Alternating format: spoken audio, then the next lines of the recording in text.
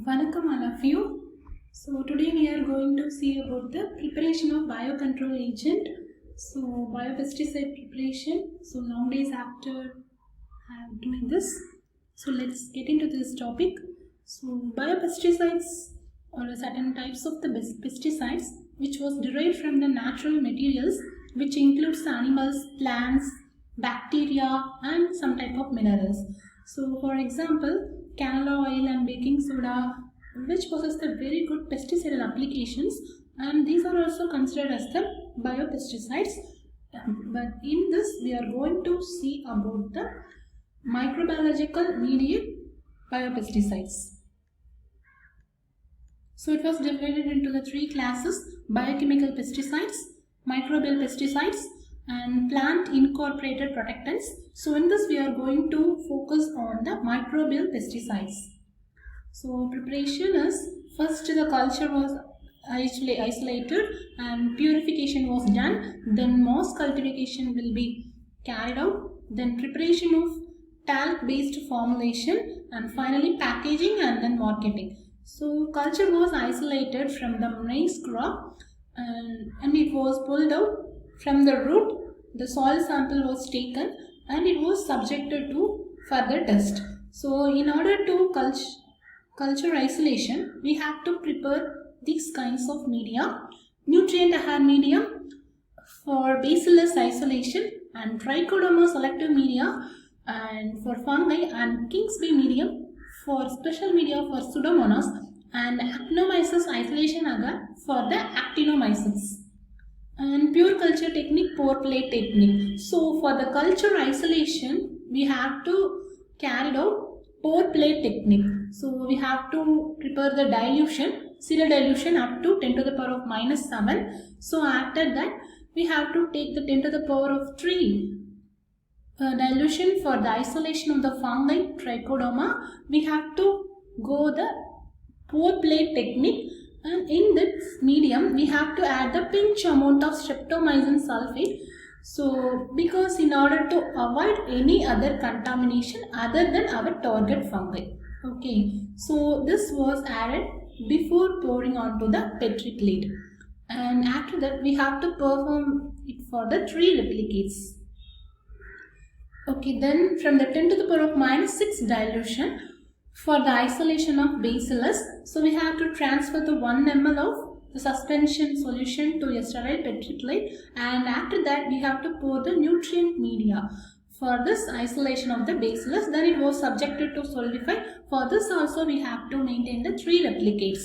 And for the Pseudomonas isolation, for this also we have to go for 10 to the power of minus 6 dilution, and we have to transfer 1 ml of suspension into the sterile Petri plate, and after that we have to pour the King's Bay media for the isolation of Pseudomonas, and it was subjected to solidify, and we have to perform the 3 replicates. And finally we have to wrap the Petri plates and incubate it at the room temperature. So within 7 days we can observe the growth of fungi, and 2 to 3 days we'll get the bacteria, and for the actinomyces we have to wait for 7 to 14 days. So bacteria observed after incubation. So trichoderma observation was confirmed by means of the white cottony growth, and it was subcultured in the PDA, potato dextrose agar.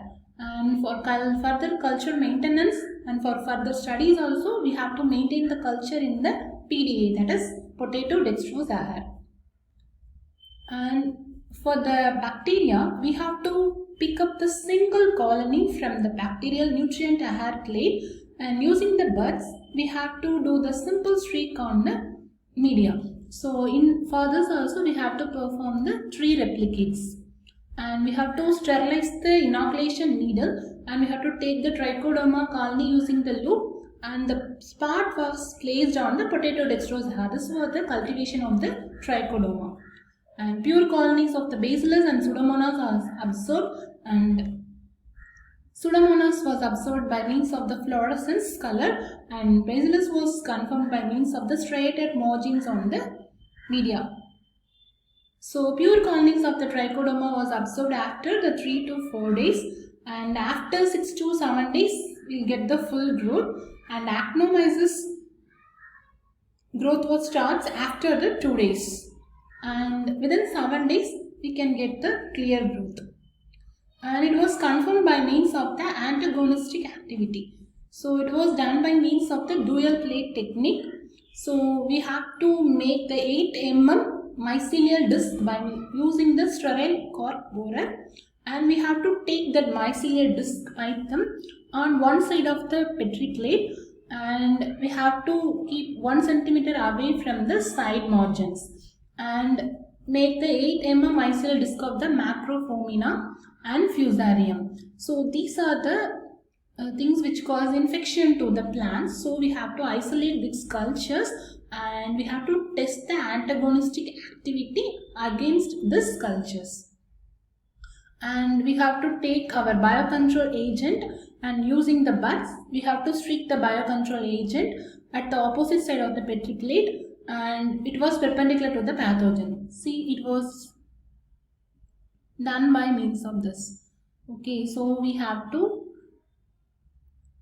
take the Petri plate and keep that disease causing organisms. We have cut the cork using the cork borer. It was placed in one side mycelial disc, and other side we have to streak our biocontrol agents. So within this we have to observe. Okay, so in this, if we are getting the clear zone around this streaked colony, so it showed the activity against the particular mycelium, then it was against this. So thus we are isolating the efficient biocontrol agent. So Bacillus inhibit the Pythium, and Pseudomonas also inhibit Fusarium, and Trichodoma also inhibits the growth of Fusarium, and Bacillus, Pseudomonas and Actinomyces, it all inhibit the growth of Macrophomina. And coming to the moss multiplication, so for that we have to prepare the nutrient hair broth and Kingsbury broth, and nutrient hair broth for the Bacillus and Kingsbury broth for the Pseudomonas. So we have to sterilize the loop, and Bacillus culture was taken and it was inoculated into the nutrient broth, and 2 to 3 times, so we can get the moss cultivation in a very good manner. So for the Pseudomonas culture we have to inoculate into the Kingsbury broth. So incubate the broth in a rotatory shaker at 150 rpm for 72 hours at room temperature. So after 72 hours, so we'll get the 9 to 10 to the power of colony forming units per ml. Okay, so after the growth, we have to prepare the formulation by means of the talc. So we have to take the 1 gram of talc powder, and within this we have to add a 10 gram of carboxymethyl cellulose, and we have to add the 400 ml of bacterial suspension, and it was mixed well. So we have to it was subjected to shadow drying, and we have to reduce the moisture content just below the 20%. So molasses yeast broth, this is for the preparation of the Trichodoma biocontrol agent. So Trichodoma was grown on the mycelial mat of the Trichodoma observed after inoculation, and we have to homogenize the mycelial mat of Trichodoma, and after that it was mixed with the talc powder, and it was mixed, and we have get the fine refined product, and it was subjected for the commercialization. So finally, after the preparation of this biocontrol agent, we have to assess the shelf life of the bioformulation. So for that we are using the serial dilution method. 1 gram of Trichodoma talc powder was taken, and it was serial diluted up to 10 to the power of minus 7, and we have to take the 1 ml of 10 to the power of minus 3 dilution, and it was added on the plate, and pour the Trichodoma selective medium. Then same thing, we have to test the Pseudomonas in the Kingsbury medium, and Bacillus was tested in the nutrient air. Okay, so colonies were observed. If the colonies were observed means then it was alive in a manner. So finally we are assessing the shelf life of this product, and after that it was treated with the plants. And some of the questions to think. So what is the mechanism behind this biopesticide, and what is biopesticide, and name the ingredients of the media which is used for biopesticide production and application of the biopesticides, and what are the types of organisms comes under the biopesticides, And some of the clarifications, if you want any of the clarifications, you can mail me at shivasana91@gmail.com, and my official mail ID shivasan_sf549@anjokonline.org. And don't hesitate to write me, and if you have any doubts, you can ping me at any time. Thank you.